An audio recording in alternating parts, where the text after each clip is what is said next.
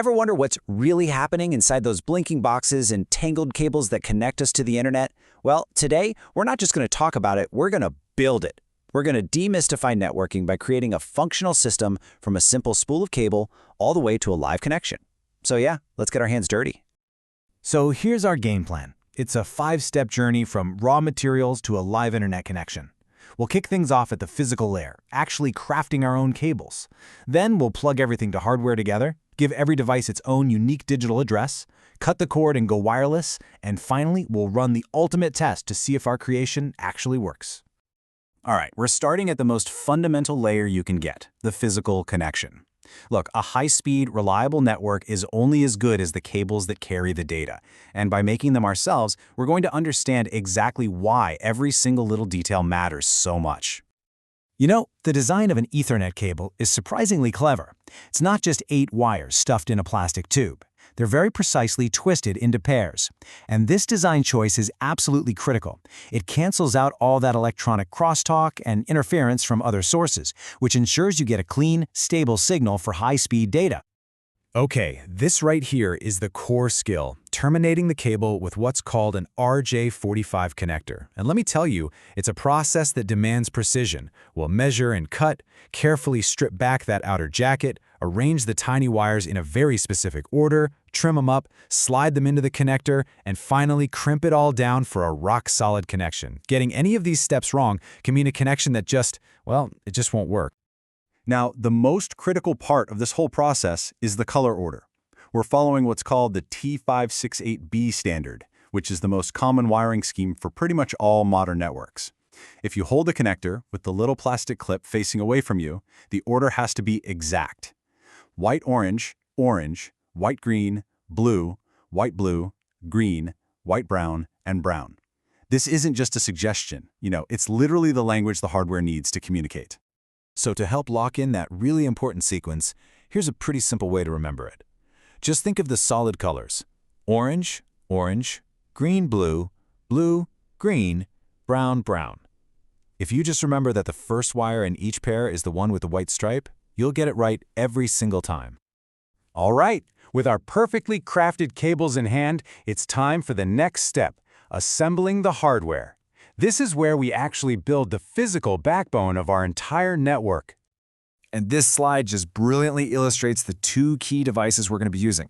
Think of a switch as your local neighborhood post office. It knows exactly how to deliver mail, or in our case, data, to all the houses on your specific street. The router, on the other hand, is the main gateway. It's the thing that connects your entire neighborhood to the national highway system, the internet. The physical setup is actually beautifully simple. We take our new cables and plug computer A into the switch. Then we do the exact same thing for computer B. Finally, we connect the switch to one of the router's LAN ports, and that part is crucial.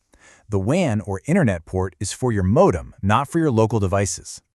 Now, before we even dream of touching any software, here's the best first check. Just look at the ports on your switch and router. Do you see a solid green or amber light? If you do, congratulations!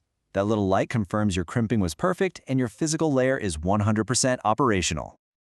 All right, the physical highways are built. Now we need to give every location a unique address so our little data packets know exactly where to go. We're moving from the physical world to the logical one. The key to all of this is the IP address. Honestly, the easiest way to think of it is just as a street address for your computer. For data to get delivered to the right place without getting lost, every single device on the network needs its very own unique address. Simple as that. But a street address isn't quite enough, right? The subnet mask, that acts like the zip code. It tells the device which part of the address defines its local neighborhood. And the default gateway? Well, that's the most important address of all. It's the front door, the router's address that leads out to the wider internet. So here are the exact settings for our project. And notice this. Each computer gets a unique IP address, 10, 10, and 1011, but they share the exact same subnet mask and default gateway. This is what tells them, hey, we're on the same team, the same local network. And crucially, it tells them how to find the exit to the internet. Okay, our wired network is all configured and ready to go. Now let's add the freedom and convenience of wireless by setting up our router's Wi-Fi. Setting up secure Wi-Fi is a really straightforward 3-step process. First, we log into the router's brain using its IP address in a web browser. Second, we give our network a name, its SSID, so we can find it.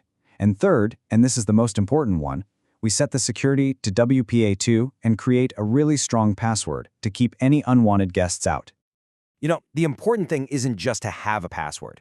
It's to understand what makes it strong. This example here is a great one. It mixes uppercase and lowercase letters, it's got a number, a symbol, and, this is key, it's not a real word you'd find in a dictionary. That combination makes it incredibly difficult for anyone to guess or crack. We built the cables, connected the hardware, assigned all the addresses, and configured the Wi-Fi. This is it, the moment of truth.